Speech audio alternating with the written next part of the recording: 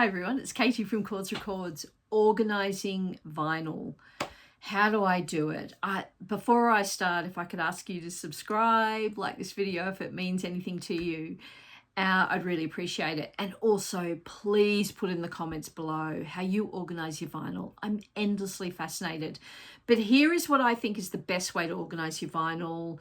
This is a personal opinion, don't come at me, but I think I've, over the years, kind of arrived at the perfect sort of category system, if you like. And so the way I do it is by 4 different specific overall overarching categories. And the first one of those is music genre. That's probably the most obvious. Throughout this video, I'm going to just mention 5 or 6 tips that will help you organize your vinyl, whether you're starting out and your collection's starting to grow and you're starting to go, oh, how do I do this? Or if you're an established collector, this is interesting, right? Like, I'm endlessly interested in how people do it, and I hope you find this as well. Let me know. So the first tip is be you. You want to be able to put your hand on a vinyl record as quickly as you think about it. You want to know, how can I get that album? I know where it is, pull it out. You don't want to be going, oh, did I file it under this or this or this? You have to arrive at a way that works for you. So that would be my first tip, is be you. Right, music genres. I have 5 or 6, maybe 8 music genres that I go through. They're the obvious ones that you would think about in Discogs, except for one, which is called alt. And that is kind of like a catch-all for stuff that I don't feel fits into my other genres. And that's things like, I'll give you an example, Laurie Anderson, this beautiful album, Amelia, from a couple of years ago, about a concept album about Amelia Earhart. Laurie Anderson really doesn't fit into a category in my collection. And I know that if I want to find Laurie Anderson, I immediately go to alt. And another one would be Greep. This is a British band, fantastic sort of jazzy world music, large, big band, electronic, all sorts of genre type music. And Greep, for me, doesn't fit in any other genre except alt. So I have a bunch of music in alt, and I know what it is. Okay, the next categories are fairly obvious. So we're talking country and Americana. Country / Americana, it's one genre. So whether that's Dolly Parton, Sturgill Simpson, Casey Musgraves, they all fit in country / Americana. But sort of aligned to that is folk, and that is a totally separate section for me. I think of them as a completely different musical genre. They all stem through the music archives from storytelling, clearly. But folk music is quite different. You would never put Joan Baez or Bob Dylan in country ever. Like, it just doesn't make sense. So my country and Americana is very extensive. It's probably my largest collection. That's standalone. And then I have a folk section.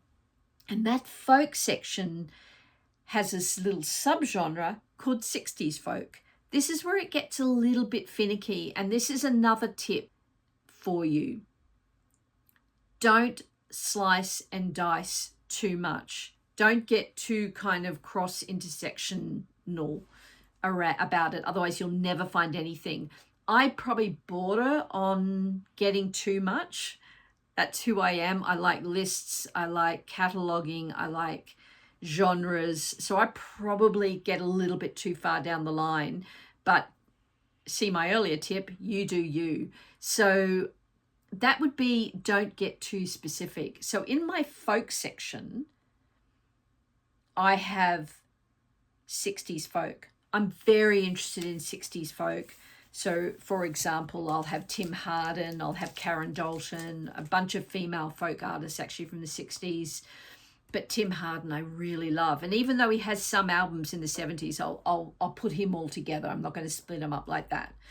And then a modern folk artist would be someone like Cassie Valazza, a really amazing singer, folk singer from the US, lived in New Orleans for a little while, now resides in Nashville. Voice of an angel, and you've heard nothing like her. She's almost got the old British folk, 60s folk kind of sensibility. Really fantastic artist. This was her latest album from Newman Street, obviously Newman Street, New Orleans. I would put Bob Dylan in folk. Again, you wouldn't put that in country. So that's my next genre. Country Americana is in one, and then folk and 60s folk is in another one. Then I have rock. That's really obvious. That's anything from AC/DC to the Foo Fighters. It's all rock. If they play a lot of guitar and they're loud and they scream and it's heavy and it's driving music, that's rock. Next to that is pop.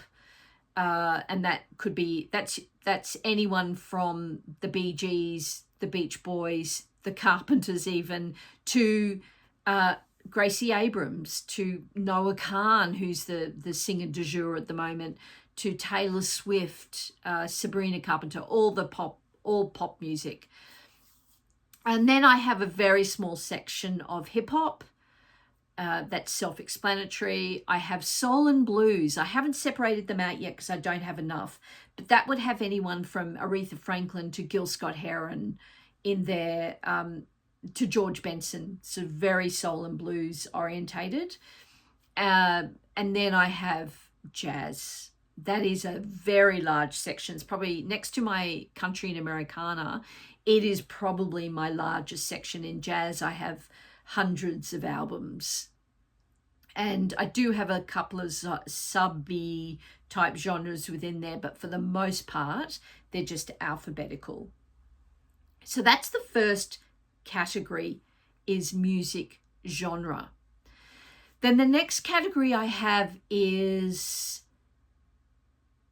special categories. Things like Christmas. I have a Christmas section. Soundtracks. I have a soundtrack section. Now, in the soundtrack section, I do have subgenres. I have 80s soundtracks. Love my 80s soundtracks. I have space soundtracks. I've spoken about that before. I've got a number of space soundtracks from over the decades. Then after soundtracks, I have a very small section around classical and spoken word, though I am on a mission to build my classical section. Please put in the comments below if you can recommend best classical albums I should start with. I need to start growing my collection. When you don't fully understand classical, it's hard to know where to go and what are the best recordings. Poetry on Plastic is one of my favorite vinyl channels. Shout out to him. He's been really great in sort of, I follow him a little bit to get a sense of what's right and what's wrong in classical. And then special vinyl. We've all been guilty of buying a picture disc every now and then, a Zoetrope, a liquid filled album, a die cut shaped album. There's special types of albums that you're buying just for the whimsy, the whimsical nature of it, not really to play, but just to collect. I have a section called special vinyl, and they're the vinyl that just bring me joy, and I buy them for buying's sake. I'm never going to play them. Then I have EPs in a section. So over the decades, I've bought 12-inch 45s. I've bought single 7-inch 45s. So they've got their own section. And then I have a small section of still sealed. So why do I have still sealed, you may ask? Don't come at me for, music should be played. I 100% agree. I very rarely don't open an album. Even if I buy an old album that's still sealed, I will rip that shrink off and I will play it.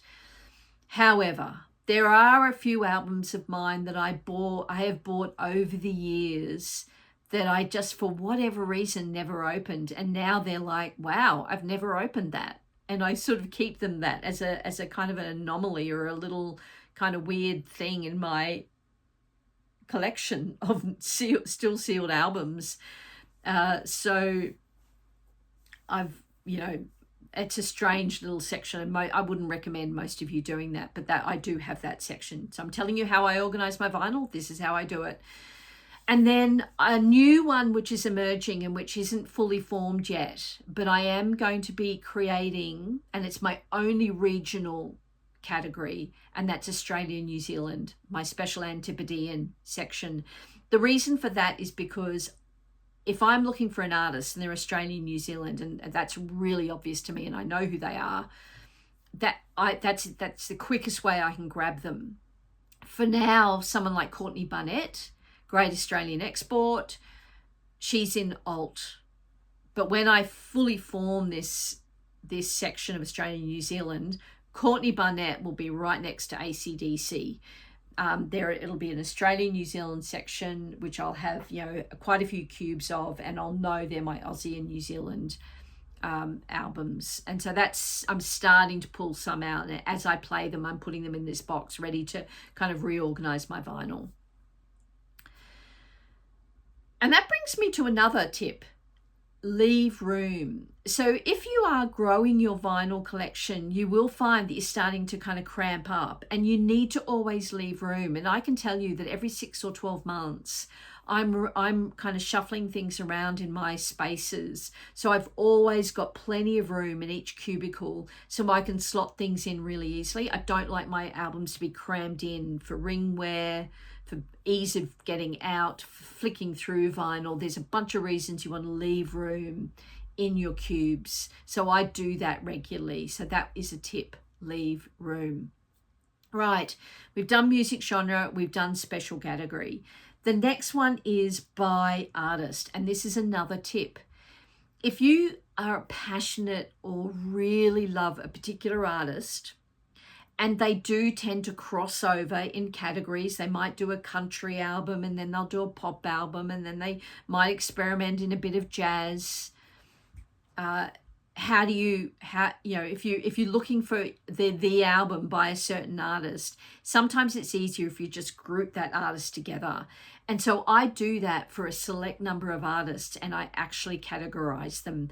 I would call it completists of these albums. And by that, I don't mean every vinyl variation, every pressing. Of course I don't. What I do mean is I want at least one really good pressing of every release they've ever done. And I will upgrade and swap out as I need to. And they are, and I'll read them to you, they are Joni Mitchell, Emmylou Harris, David Bowie, Patti Smith, Brandi Carlile, Split Enz, Elton John, Linda Ronstadt, and the Beatles. The Beatles is a really obvious one, and I'm sure a lot of you have a separate section for the Beatles, and I know a lot of you collect the Beatles. I'm not a huge Beatles fanatic, but I have set myself a mission to purchase in the wild, because you can get anything online, every mono version of the Beatles 60s albums, of their main releases before they broke up.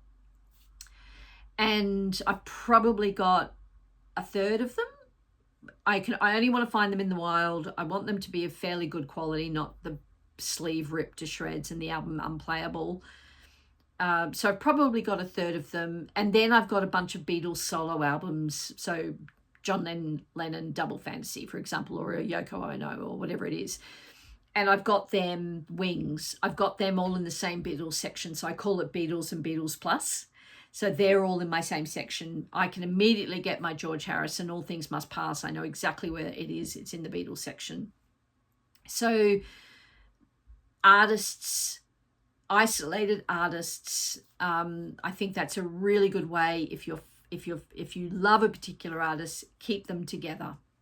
And it also allows, if you don't have like all the room in the world, you can actually store them in a separate, filing system somewhere else in the home or in your room. You can put them somewhere else. They don't have to be in the main genre area. And then the final category is by series. So what do I mean by that? This is my final tip. I think it's really important when albums are released for a time, for a reason, a reissue series, for example, where all the spines look the same. Aesthetically, it looks fantastic. It's really easy to find what you're looking for, to keep them together. And I think they're meant to be together. They're meant to be purchased and stored together. You're supposed to keep the spines together. In your brain, you know that, oh, I know that John Coltrane, was released on the, Tone Poet. I can find it there. Now, it does beg the question, do you keep all your John Coltrane's under C in jazz? And so you've got a mixture of blue notes, you've got Tone Poets, whatever it is. Or do you keep them in, and I believe in the series. So I've got series. I've got lots of blue notes. I have Rhino hi-fis, which I don't buy anywhere near all of them. It's too expensive, definitely in Australia. But the ones I like, I've got. So I'm forming a kind of a Rhino hi-fi series. I have a various jazz series. As I said, I've got Blue Note, I've got One Steps, I've got Lost Recordings, which I've got one here to show you. I love Lost Recordings. They're European albums of the great jazz musicians touring Europe in the 50s, 60s, and sometimes 70s, where they were recording their concerts at the desk, or they were coming into radio stations, or they were in a small club. And all these recordings are on tapes all around Europe, and they're Berlin, Paris, etc., from that great era of American jazz musicians touring Europe. And I've got Sarah Vaughan, Ella Fitzgerald, this one's Dave Brubeck. And they're just a really great series. They call it Lost Recordings, although they're not that lost. They're in a vault somewhere, but and they're always beautifully presented in this style of this navy blue jacket with a gold embossed kind of liner note. If you get the first version, you get it, their limited edition. Really fantastic, flat, heavyweight, beautifully sounding kind of curios, if you like, of live jazz. So I've got quite a few of them in a series. And then the final series I have, and this is just kind of a random series, which is the Voice of America. I bought quite a few of the Voice of America when Dylan was auctioning them off, more just to have a little collection of this kind of massive archive that kind of got dispersed around the world. And I wanted to have a little bit of that. So I've got things like, for example, Kate Bush or Patti Smith in that VOA section. Now I've got a Patti Smith section over here. So it does beg the question that have I kind of sliced and diced too much? Should I keep it in VOA or should I keep it in Patti Smith? But in my brain, I know that, okay, I've got all my Patti Smith over here, except I know that I've got one in the VOA section. And I've purposely kept them together, and also slightly mindful of resale. If I ever want to sell my albums, or if I give them to my children, it becomes very obvious that this is a section. These are all Voice of America albums. So I've sort of have that in my brain as well. So there you have it. That's how I organize my vinyl. So going through those tips again, I've got 6 of them. Number 1, leave room, really important. Number 2, really think about you, how you think about vinyl and how you think about music. And make sure that when you organize your vinyl, do little tests. Go, where would I find this album quickly? How could I put my hand on it really quickly to play? And that is your answer. Number 3, and I didn't mention this one, keep a Holy Grail section. I do have a section which is sentimental, the albums I'd grab in a fire, or very special albums, super rare. They are literal Holy Grails that I do keep together. So it's a cross between rare and special, just sentimental. And there I've got a Holy Grail cube. Don't get too specific, contrary to what you might see in this video. It gets too hard. Artist specific. very important, I believe. If you really love an artist, I think it's absolutely essential to keep them all together. And then series collections, one for the aesthetic of how it looks and also how your brain works. I think it will work much better to keep them together, and they're designed to be together in my mind. So that's it. Tell me how you organize your vinyl. I'd love to hear. I think it's endlessly fascinating, and I'll see you in the next video. Bye.